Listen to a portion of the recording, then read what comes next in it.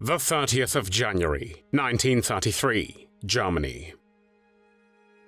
Adolf Hitler, the leader of the Nazi Party, is appointed Chancellor of Germany and aims to lead the German master race to victory in the racial struggle against those deemed as inferior peoples, especially the Jews. The Nazi regime quickly begins to restrict the civil and human rights of the Jewish people and gradually excludes them from professions, businesses, and public spaces. During all this time, propaganda campaigns create an atmosphere tolerant of violence against Jews and prepare the German population for harsher measures, such as mass deportations and eventually genocide. Between 1933 and 1945, Nazi Germany and its European allies will establish more than 44,000 camps and other incarceration sites including ghettos. The perpetrators will use these locations for forced labor, detention of people deemed to be enemies of the state, and the mass murder of millions. One such perpetrator is Luise Danz.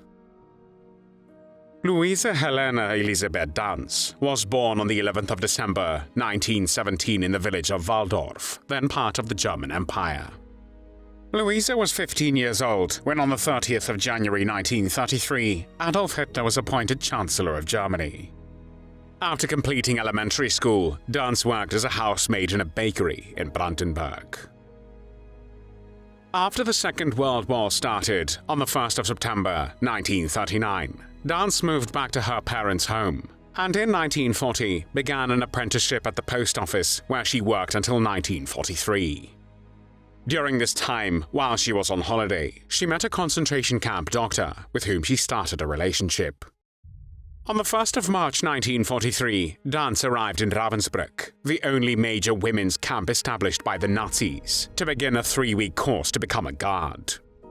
The female trainees at Ravensbrück were taught to see prisoners, particularly Jews, as enemies or vermin rather than human beings. It is believed that the concentration camp doctor whom she had met on holiday was the reason why Danz decided to pursue her criminal career as a camp guard.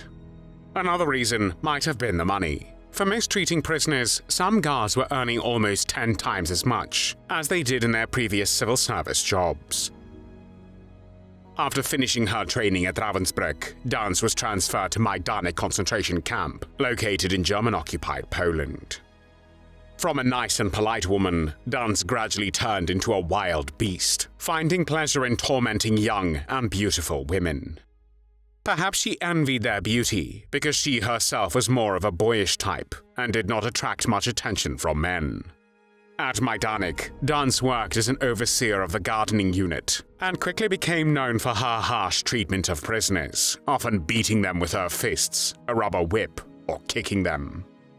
If a female prisoner did not, in her opinion, work well, Danz would take down her number and file for her punishment. As a result, the name of such a prisoner would be read out at roll call, and she would receive at least 25 lashes. However, female prisoners were not the only group subjected to the sadistic behavior imposed by Luise Danz. According to testimonies of Holocaust survivors, Danz would seize children from their mothers, strangle them, and then go about her business as if nothing had happened. By the end of April 1944, Danz arrived at Płaszów concentration camp, located near the city of Kraków, in German-occupied Poland. Her reputation from Majdanek preceded her, and from the very beginning, she showed the prisoners how much she despised them. On one occasion, Danz was walking through the camp with a doctor named Grüner when a young female prisoner emerged from the laundry, carrying a pot in her hand. Danz noticed and approached her with Grüner to ask her what she was carrying. The prisoner had cooked some food in the laundry, which was forbidden. Upon hearing this, Luise Danz began to beat her in the face with her fists. When the prisoner fell to the ground, Danz pulled her up by the hair, keeping her upright, while Grüner continued to strike the woman in the face, forcing her to hold the pot in her hand. The prisoner endured this torture for over half an hour. When the battered woman fainted and Danz could no longer hold her up by the hair, she flung her to the ground and walked away with Grüner, who took her by the arm. There was hardly a day in the camp when Danz would not beat or abuse someone. Often, she would simultaneously punch a female prisoner in the chin and knee her in the stomach. Observing Danz's skill and method in beating prisoners, many inmates concluded that she must have trained in boxing. Dr. Ilza Filipowska, a Holocaust survivor, testified after the war about her experience in the Płaszów camp with Luise Danz. In May 1944, Dr. Filipowska was to be transferred from Płaszów to the newly established camp in Wieliczka, located about 15 kilometers from Kraków. While standing in the group selected for transport, she noticed a prisoner named Netka, who was 9 months pregnant. Recognizing the inhumanity of sending her in this condition to Wieliczka, where they were to work in a mine, Dr. Filipowska asked Luise Danz, who was standing nearby, to allow Netka to stay in Płaszów. Upon hearing this request, Danz began to yell and viciously beat both Dr. Filipowska and Netka about the head with a leather whip and then a rubber baton. Both women fell to the ground, covered in blood from their wounds. In the end, Danz delivered a forceful kick to Netka's buttocks.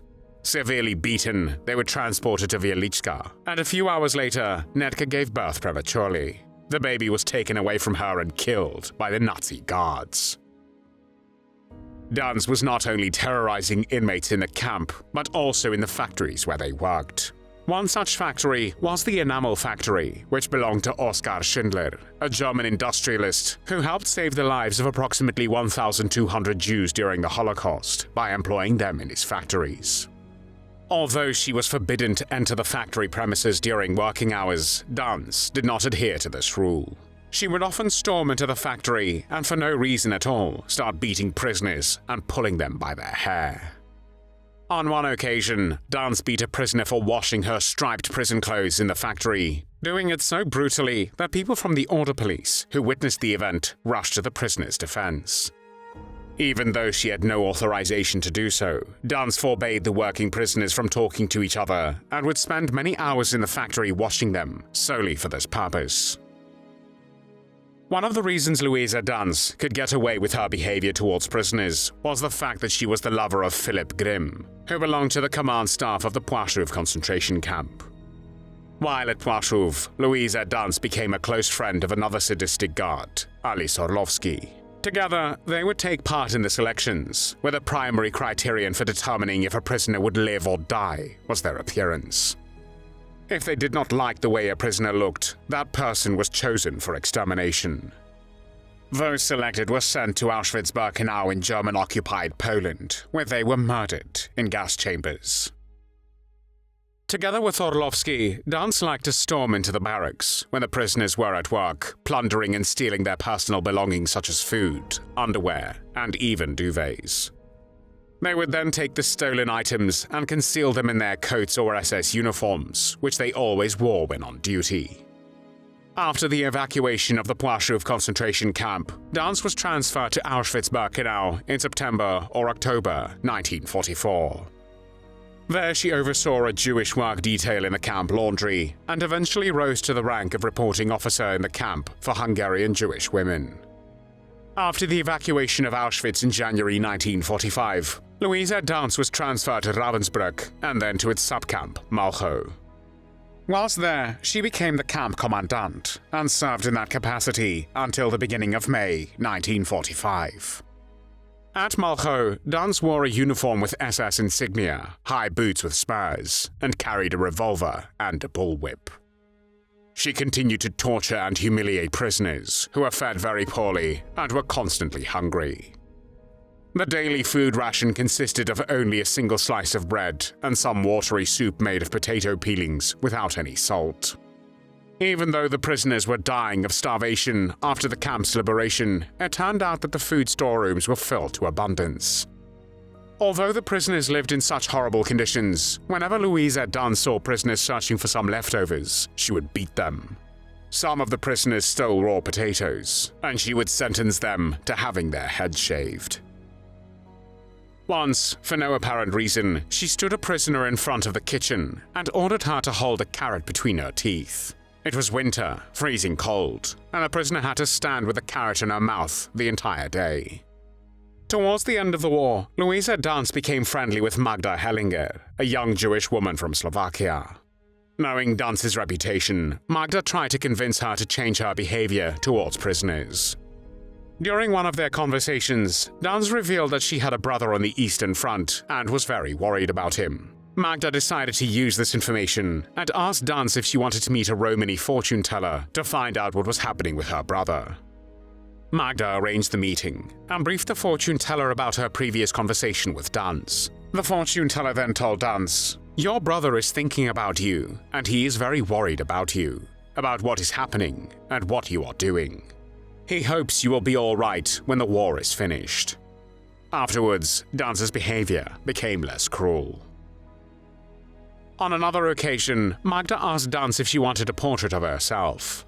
After she agreed, Magda told Edith, a fellow prisoner who was a good artist, to paint a portrait of Luise Danz, and take a long time doing it, hoping to keep Danz away from the camp area.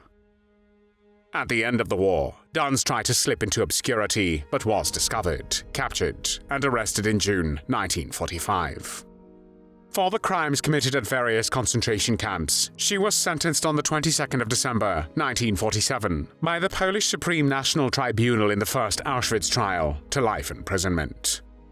However, her imprisonment lasted only until August 1957, when she was granted amnesty and released from prison. After that, she started a new life, hoping her crimes would be forgotten. However, she was wrong.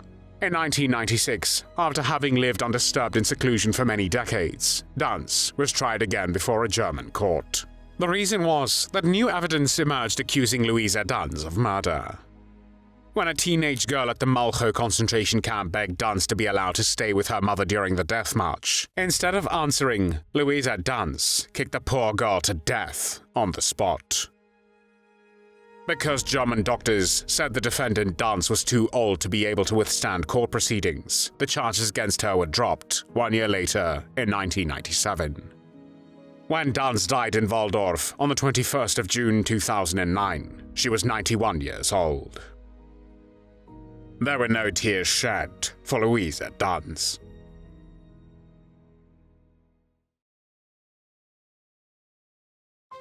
Thanks for watching the World History Channel. Be sure to like and subscribe, and click the bell notification icon so you don't miss our next episodes. We thank you, and we'll see you next time on the channel.